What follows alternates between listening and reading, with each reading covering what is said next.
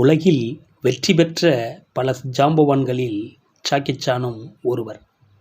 Jackie சானை குழந்தையில் pav pav என்று அழைத்தனர். அப்படியென்றால் பீரங்கி குண்டு என்று பொருள். உண்மையில் அவர் ஒரு பீரங்கிதான். சண்டைக் கலைஞர், தயாரிப்பாளர், நடிகர், இயக்குனர், பாடகர் என பன்முகங்கள் கொண்டவர் ஜாக்கி சான். பள்ளி படிப்பில் ஜாக்கி சானுக்கு கல்வி சரியாக ஏறவில்லை.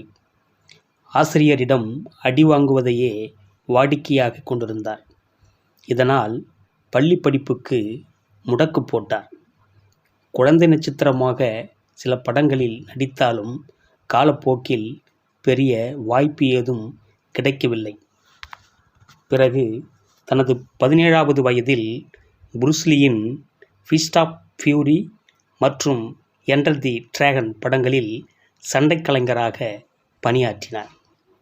புரூஸ்லியால் கவரப்பட்ட ஜாக்கி சான் தானும் ஒரு நடிகராக ஆக வேண்டும் என்று ஆசைப்பட்டார். 1971ஆம் ஆண்டு ஜாக்கி நினைத்தது போலவே அவருக்கு வாய்ப்பு கிடைத்தது. அத்திரைப்படம் டைகர் ஆஃப் காண்டூன். இத்திரைப்படத்தில் நடித்தார் ஜாக்கி சான். ஆனால் இத்திரைப்படம் 1973ஆம் ஆண்டு ஹாங்காங்கில் குறைந்த திரையரங்குகளில் மட்டுமே திரையிடப்பட்டது. ஆனால் எதிர்பார்த்த அளவிற்கு படம் ஓடவில்லை. அதன் பின் ஒரு சில படங்களில் சிறு கதாபாத்திரம் மற்றும் சண்டைக் கலைஞராகவும் மட்டுமே பணியாற்றினார். 1976ஆம் ஆண்டு அவரது வாழ்வில் அடுத்த வாய்ப்பு வந்தது. ஹாங்காங் படத்தயாரிப்பாளர் வில்லி சான் மூலம் லோ வேய் இயக்கும் திரைப்படத்தில் நடித்தார் ஜாக்கி. இயக்குனர் லோ வேய் ஜாக்கி புரூஸ்லிக்கு ஒரு மாற்றாக இருப்பார் என்று நினைத்தார். ஆனால் ஜாக்கிக்கு புரூஸ்லியின் தற்காப்பு கலை வரவே இல்லை. அதனாலேயே அந்த திரைப்படம் தோல்வி படமாக அமைந்தது. ஜாக்கி மீண்டும் சறுக்கி விழுந்தார். ஆனால் ஜாக்கி தோல்வியைக் கண்டு அஞ்சவில்லை. 1978ஆம் ஆண்டு மீண்டும் வில்லி சானின் தயாரிப்பில் யூஎன் ஹூப்பிங் இயக்கத்தில் வெளிவந்த ஸ்னேக் இன் தி ஈகிள் ஷாடோ அந்த திரைப்படம் பெரும் வெற்றியை பெற்றது. இப்படம் ஜாக்கியின் முதல் வெற்றியாக அமைந்தது மட்டுமல்ல, அது ஜாக்கியின் திரைப்பயணத்தை அடுத்த நிலைக்கு கொண்டு சென்றது. இந்த திரைப்படத்தில் ஜாக்கியின் கும்ஃபு காட்சிகள் நகைச்சுவையையும் கலந்து நடித்திருந்தது ரசிகர் மத்தியில் மிகப்பெரிய வரவேற்பை பெற்றது. அதன் பின் வில்லி சான் ஜாக்கியின் மேலாளர் ஆனார். ஜாக்கி 1980ஆம் ஆண்டு உலகமே வியந்து பார்த்து கொண்டிருந்த ஹாலிவுட்டில் காலடி எடுத்து வைத்தார். தி பிக் ப்ரவுல் திரைப்படத்தின் மூலம். அதன் பின் 1981ஆம் ஆண்டு தி கேனன் பால் ரன் திரைப்படத்தில் சிறிய வேடத்தில் நடித்தார். அந்த படம் நல்ல வெற்றியை கொடுத்தது. 1986ஆம் ஆண்டு ஹாலிவுட்டில் வெளியான தி ப்ரொடக்டர் வணிக ரீதியாக தோல்வியடைந்தது.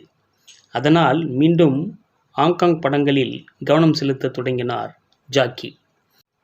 1995ஆம் ஆண்டு மீண்டும் ஹாலிவுட் பக்கம் திரும்பினார் ஜாக்கி.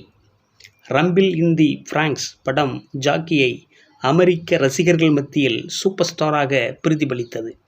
அதன் பின் வெளியான போலீஸ் ஸ்டோரி, ரஷ் அவர் ஆகிய படங்கள் மிகப்பெரிய வெற்றியாக அமைந்தன.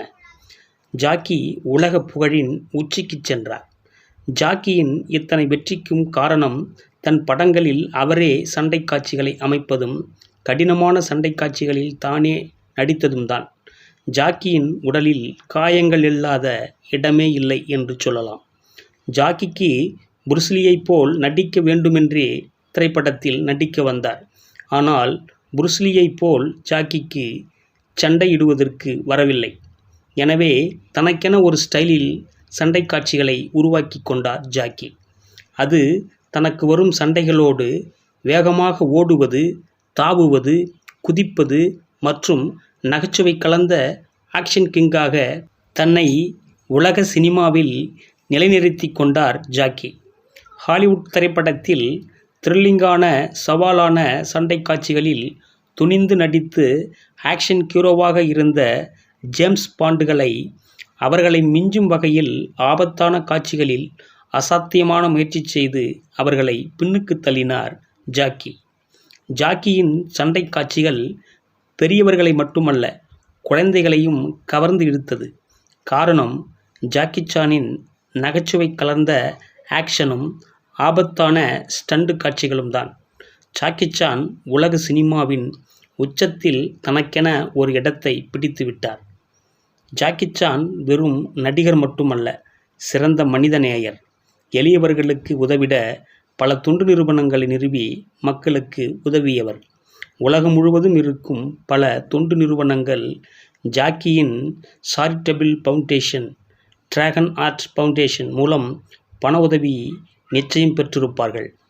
ஜாக்கி சான் சாதாரண குடும்பத்தில் பிறந்து குடும்ப வறுமை காரணமாக பெற்றோர்களுக்கு பாரமாக இருக்கக்கூடாது என்று ஹோட்டலில் வேலை பார்த்தும், ஒரு தற்காப்பு பள்ளியில் எடுபிடி வேலைக்காக சேர்ந்து அதன் மூலம் கும்ஃபு கலையை பயின்றும் பிறகு சினிமாவில் கால்பதித்து அடுத்து தோல்வியை தழுவிய போதும் தன்னுடைய விடாமுயற்சி மூலம் வெற்றியின் உச்சத்திற்கு சென்றவர் ஜாக்கி. ஆம், ஜாக்கி உண்மையில் உலக சூப்பர் ஸ்டார்.